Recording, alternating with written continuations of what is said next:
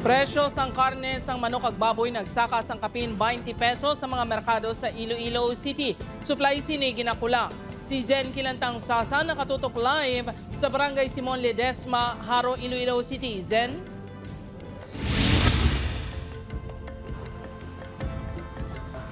Jert, bangod sa pagtaas ng demand sa karne sang baboy kag manok subong nga holiday season, mas nangin maiwat ang supply sini sa mga public market. Madasig nga maubos ang supply sang baboy diri sa Iloilo Central Market. Inibangod tuman kaiwat ang pork supply sa rehiyon kasunod sang pagtaas man sang demand sa manok bakal tungod sa holiday season. Halin sa 360 pesos kada kilo sang karne sang baboy, sang tinalikdan nga semana nagsaka pagid ini sa 380 pesos ang kada kilo. Sunod sa mga negosyante, ginapaabot pa nga magsaka ang presyo sang karne sang baboy sa pagsugalaw sang bagong tuig. Mayara kay shortage kita diri subong sa Iloilo. Sa ang amon nga baboy ali pa ni sa Bacolod, sa Dumaguete. Ang iban nga negosyante nagahulat sa pag-abot sang shipment sang baboy subong nga weekend.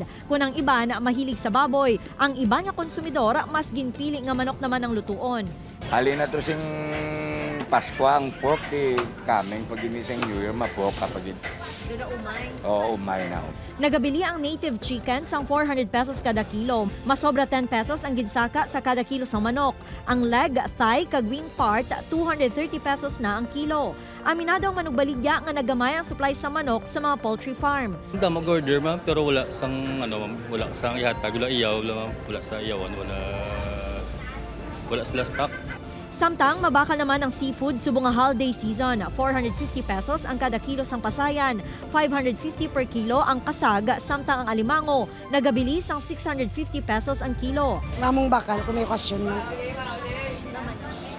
Siyempre, biskan wala kwarta, ginahanda, nila na bakal, nila, biskan ano kamahal.